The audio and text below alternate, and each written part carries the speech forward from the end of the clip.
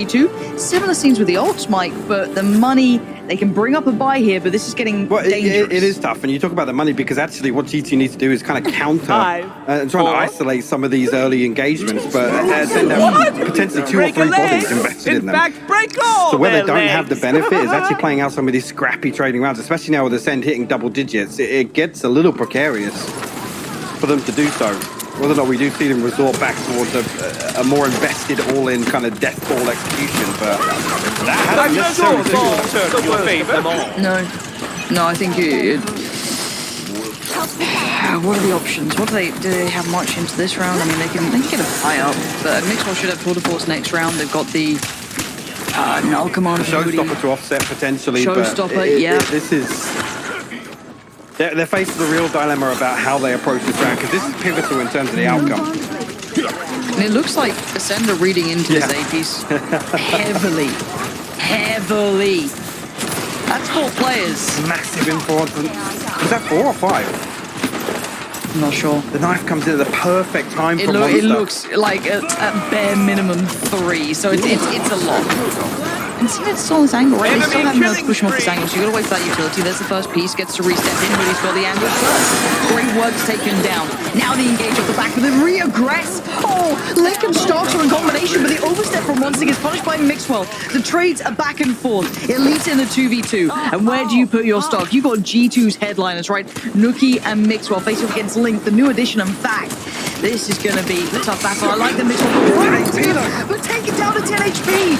Back and try and make it. Oh my god! Bullets flying past. How is he alive?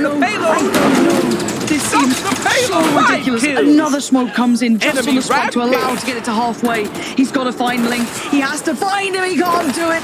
Ascend, play it back in, get to 11. But what a brilliant round that was. Vac again just paying no respect to Nuki of all people. Of all people on the showstopper. And another crucial kill to alter the outcome of it, because this feels like G2 have the time and they have so much time and space. Look how deep this orbital strike is invested as well. Starzo follows suit, actually loses out on that second engagement, but I thought G2 won a lot of those key fights, right? Mixwell finding the flag, a couple of bits of pieces here. Man, Vac. Because I swear, Nuki's got like heat-seeking missiles. Here's a different ally. Like, we've seen what that guy can do on Ray, so it's just like, that knife is, and he still pushed it. The disrespect. He doubled down on it. He just went, nah, still going. Thank you. I guess it's info, but at what cost, right? You've lost Starzo here. Chunky naughtiness from the side was crouching and get too much away. So now they've got a decent read on the I mean, that's the sort of engagement we're talking about that G2 need to isolate in the early round, so see what they can do with this advantage. Still got 3 ahead of this though. Nuki going to come through. Hoodie will follow. Of over with the orbital strike. Just 1 left to find. It's seen it make its way back through spawn. Not before he can even cause any problems. Actually, it's a lifeline for G2 in terms of the economy. We'll be able to get something across to Nuki at least. That's almost a round in hand now, which is key at this point of the game. Like I was saying previously, Percent had got themselves to 12 on the back of that awkward purchase that G2 invested into. 5, 4. So yeah, so Zenith's got his ult. Also has his, but less.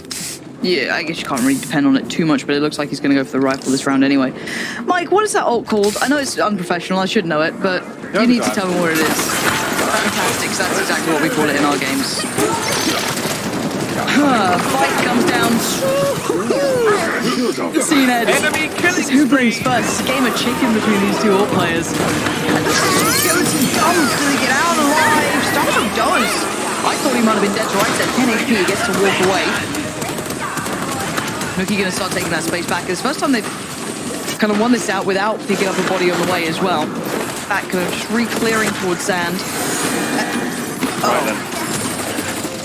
I try this all the time. It's actually really slowed down. Starzo trying to nutmeg them. He's sat in the smoke. Enemy killing He slipped through. They're past each other. Oh no. But Nuki's also gotten past. So Link could be dead here. This is Enemy weird. double kill. This is straight up weird. There's no way. This time he's going to be... Oh, okay. Oh! Unfortunately, the trade doesn't actually come through from Starly yet. He's positioning himself still in a position to do damage. He's about to.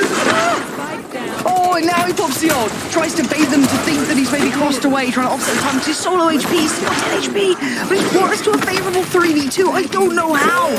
Underhand flash is good to force Nuki up the angle. Gives a little space for CNED. The trade's perfect. Oh my Nice God. Nuki. Margin in charge. The 1v. Run! And CNED fence him to the ground. Enemy It's going to be 12 for Ascend. Oh, that What are round these was... rounds, man? Enemy double kill. I don't know, Mike. I don't know, but I'm really enjoying it. I'm having a good time. These are the sorts of rounds that, I guess, from a characteristic G2 tend to thrive in, right? The chaos, the back and forth that ensues, and Yeah. Ascend still able to close some of them out. I think someone like Starzo is still like, you know, master of disaster style level of player where he'll also play that kind of weird percentage game. This is so mad, and that's great. If he didn't get Meadow, I thought that was over anyway. Like, straight up over. I still can't believe that. And this final 1v1, man, so just takes a wind out of yourself. It leaves you winded, right? It's like, ugh. What do we have now? Nuki one away from the ult, Meadow one away from his ult as well, so that could be something to look at trying to garner into this round. On the other side, ult's getting burnt up, back one away from his, but the battle really coming down. All people are the opposite. CNED actually going to open things up. And the follow-up, Ascend, making it hurt. They're getting so aggressive. There's that ult we're talking about. Meadow now just stunned, dazed and confused. Oh, CNED. Risk it for the biscuit, I double dare you. Holds his nerve, holds the shot. And that lean back. 30 seconds remaining. 15 And seconds that's not so remaining. subtle for Meadow. But where does he go now? Ascend started just with a 4-man stack towards B, by the way. Again, continuing these early round protocols where they're clearing space. They're waiting, they're anticipating this contact on the other side. Now, they have the benefit of knowing G2 have to slow down. Overtime. They're coming back in at 45 seconds, having to shift walk their way back to ring lane. G2 just had no comfort this half as well. Even in the rounds they've won, Ascend quite often have been rolling the dice much around like G2 on the defense. They're actually winning out in terms of some of these gambles. But it's gambling with a little bit of inside knowledge, right? They're playing that proactive defense. I don't mind it. So you take the space, you do the legwork that gives you a little bit more information. As it stands, though, we have a plan, and G2 will be pushing further forward. They need a couple of kills here. They need to be aggressive, yeah. They need to kind of stick this line. And Ascend should know that, right? Like, you know what your opponents need and what they want, and that's going to buy a little bit more space. They've got to capitalize though, and it's not enough. I don't think it's enough at all, and neither does Link. Gonna find two and leave Mixwell. The last man standing! He made such a good go of it. He tried his best, but try as you might, Ascend gonna get the defuse, and that is gonna be map 1 on Raps. Beautifully played as well. Like I said, just time and time again, Ascend were putting themselves in a position to just dampen, just take away some of the key components of the attack. And time again, I mean, I don't even know what the statistics were, but the first bloods felt pretty even. So the fact that they still come out and actually win out with this sort of approach to their defensive half was quite surprising. 4, 3. That was... I mean, that was actually a really exciting game. And I think, if anything, it leaves me with more question marks, because it doesn't really highlight if G2 deserve to be 0-2'd or if OG London United are actually just absolutely nuts. The Met game now gets thrown into question. But I don't know. This is great. This is why I love it, right? So we now have Haven coming up next. We're going to waste no time. We're going to head to that break, and when we're back, the desk will be joining you to talk through everything they just saw.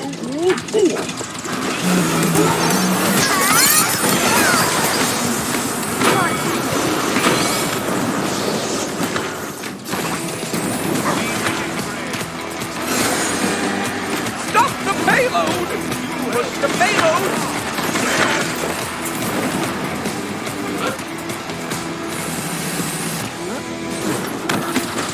3 kills! Enemy killing spree!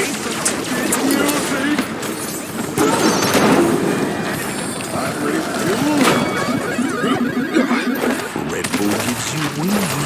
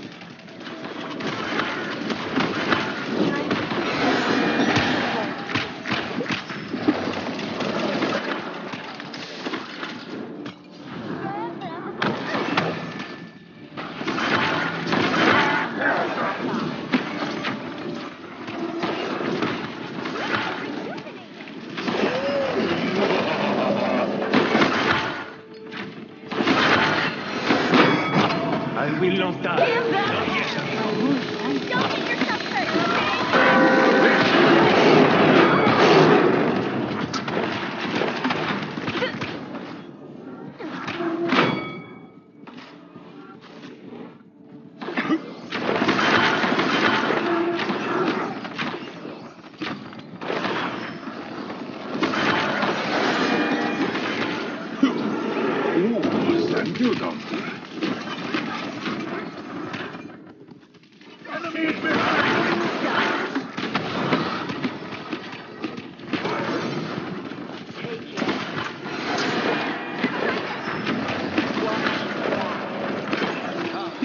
kills. Enemy killing spree. 30 seconds remaining. Enemy double kill. Gather round.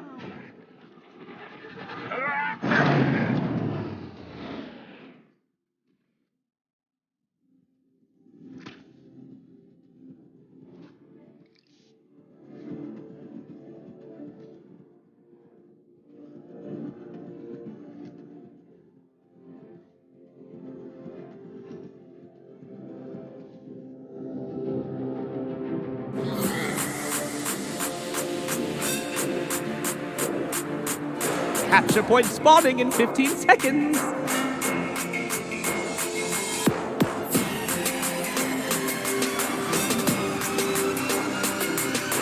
Five, 4, 3, 2, 1.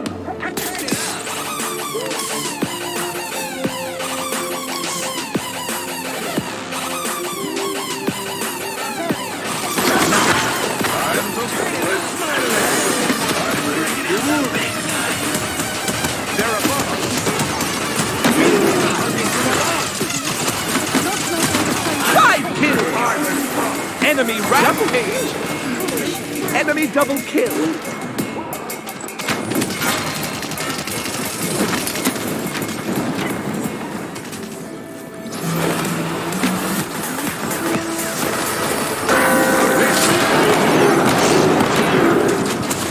And it goes all in favor for Ascend, and yes, it was a crazy map overall. That's pretty much one thing to say. But most importantly, right, G2 in 2022 only pick up one win on Fracture. Ever since, everything seems lost. And to put it in very precise words here and there, it seems like also this Ascent, they seemed very lost, particularly the second of it. Oh yeah, it was real tough against Ascent. I mean, they only won a single rifle round versus Ascent, while G2 was struggling to find themselves. I love what we saw from Ascent. They were playing from almost the start of that second half very aggressively around arcade with some set pieces, trying to put their Neon in a good position to either punish G2 right off the bat or look for early flanks. And what is interesting, something that we mentioned in the pre-show, the way that they play on the Fracture with the Neon is very effective on the defense, when they try the same